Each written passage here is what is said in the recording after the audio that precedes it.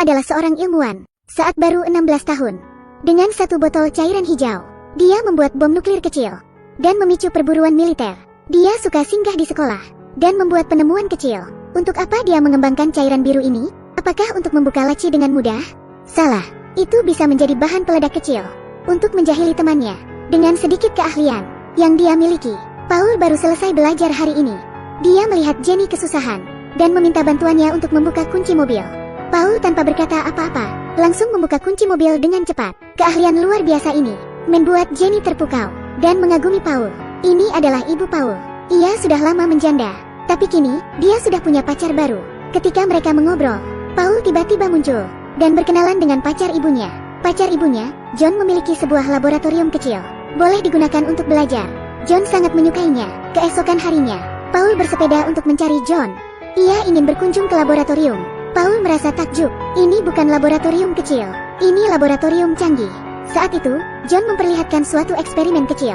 Cara memotong pelat baja dengan laser untuk mengelabui Paul agar tak curiga. Tapi, Paul tak sebodoh itu. Ini bukan laboratorium biasa, karena banyak sekali eksperimen berbahaya. Apalagi ada eksperimen senjata nuklir. Untuk mencari tahu, dia ikut makan malam bersama ibu dan pacarnya. Dia diam-diam masuk ke mobil John dan menemukan kartu namanya. Benar saja, John adalah ahli nuklir. Jadi dia bergegas menemui Jenny, mengatakan bahwa dia punya rahasia besar. Laboratorium milik pacar ibunya terlibat penelitian nuklir. Dia lalu menunjukkan sebuah tanaman pada Jenny. Karena radiasi nuklir, rumput jadi bermutasi. Jika ini terus berlanjut, akan menimbulkan masalah yang besar.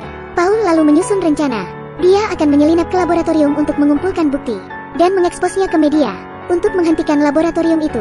Mendengar hal ini, Jenny pun setuju, karena dia juga tidak ingin terkena radiasi. Itu akan berakibat buruk. Mereka beraksi saat John sedang makan malam bersama ibunya. Ia mencuri kartu akses John dan bergegas ke laboratorium. Kebetulan hujan turun. Jenny berpura-pura sedih melihat kamera, mengatakan bahwa mobilnya rusak dan meminta penjaga membantunya. Dengan antusias, penjaga itu langsung membuka gerbang dan membiarkan Jenny masuk. Kemudian penjaga itu membantunya memperbaiki mobil. Pada saat yang sama, Paul segera masuk ke laboratorium. Ia memakai kartu akses John untuk membuka pintu, lalu masuk ke ruang kontrol, mematikan sistem pengawas, melempar piring terbang untuk menyalakan sistem laser, agar penjaga mengira itu adalah kegagalan sistem. Di dalam laboratorium, Paul melihat botol kosong dan menuangkan sabun cair ke botol itu. Ia menggunakan lengan robot dan ia berhasil menukar bahan baku, kemudian mengisinya dengan sabun cair. Dia juga menggunakan pemotong laser untuk melubangi dinding, lalu menggunakan mobil remote untuk mengirim sampel nuklir keluar. Jenny sudah siap menjemputnya. Awalnya, mereka ingin melaporkan hal ini, tapi kini Paul berubah pikiran, karena laboratorium ini milik militer. Laporannya jelas tidak mungkin diproses. Dia berniat membuat bom nuklir sendiri, kemudian menekan militer. Dengan kekuatan opini publik, Jenny yang mendengarnya yakin dengan bakat Paul. Ia sangat setuju dengan ide Paul.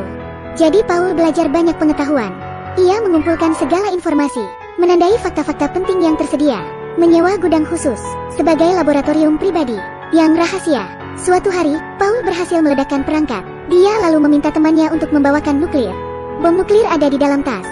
Setelah semuanya siap, Paul menuangkan nuklir ke hulu ledak, lalu menutupnya. Terakhir, melakukan perawatan anti karat. Bom nuklir kecil berhasil dibuat. Untuk dokumentasi, Jenny membawa kamera canggih untuk memotretnya dengan jelas. Karena menurutnya, temuan Paul akan tercatat dalam sejarah. Sementara itu, John menemukan masalah di labnya. Mengapa kadar nuklir di botol ini sangat rendah? Ketika diperiksa lagi, ini seperti sabun cair untuk mencuci piring. Jadi dia bergegas ke laboratorium Paul. Tapi Paul tidak ada di sana. Di dalam glove ini, ditemukan botol sisa nuklir. Jadi, mulai sekarang, Paul dicap sebagai teroris nasional dan akan segera tangkap. Sementara Paul pergi ke pameran sains yang bergengsi.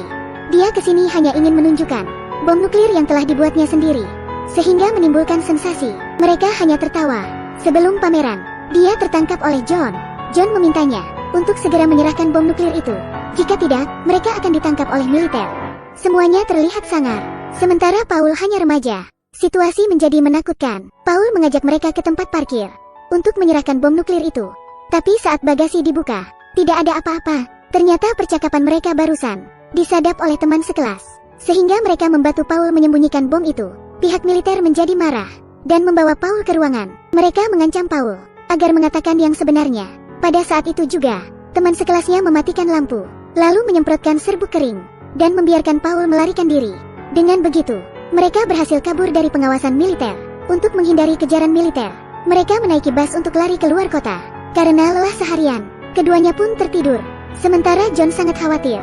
Militer mengirim helikopter ke seluruh kota untuk mencari John. Bahkan rumah Paul dikepung. Ketika Paul terbangun, dia melihat dirinya telah menjadi buronan. Mereka ketakutan dan segera keluar dari bus. Lalu menemukan gudang dan bermalam di sana. Keesokan hari, John menelpon ibunya bahwa dia baik-baik saja. Dia tahu telepon ini pasti disadap, sehingga dia ingin John bicara. Paul berkata, jika dia kembali, mereka harus menerbitkan sertifikat uji coba nuklir.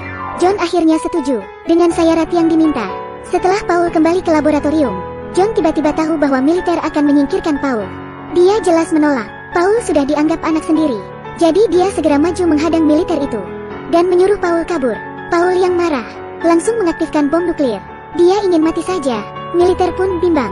Mereka meminta John membujuk Paul, berbicara dengannya tentang mimpi, tentang masa depan. Paul menjawab, sebenarnya dia ingin menyerahkan nuklir, tapi karena baru pertama kali membuatnya, dia tidak bisa menonaktifkannya. Mendengar hal itu, John segera mengambilnya. Semua orang ketakutan. Setelah John membuka bom itu, dia memeriksanya. Ia tidak tahu cara menghentikannya. Lalu, sang jenderal juga mencobanya, tapi tetap tidak bisa. Kemudian John berkata, masih ada cara terakhir. Ada 6 kabel di sini. Selama kabel itu dipotong bersamaan, mungkin akan baik-baik saja. Kemudian 6 tangan bersiap memotongnya dan mulai menghitung mundur. Tepat di saat-saat terakhir, bom berhasil dijinakkan. Tetangga sekitar akhirnya mengetahui masalah ini. Semuanya datang ke lab. Semua tidak akan membiarkan John dieksekusi. Mereka ingat beberapa hari lalu, ada berita yang menyiarkan tentang seorang anak yang bisa membuat bom nuklir, sehingga menyebabkan kegaduhan. Sebenarnya, kami sangat ingin berterima kasih kepada para jenius itu, karena ada banyak orang jenius yang bisa menyelamatkan orang lain.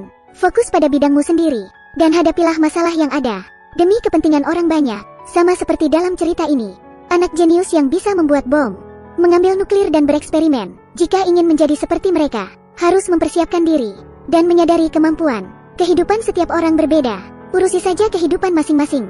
Baiklah, sampai di sini dulu. Jangan lupa like dan follow.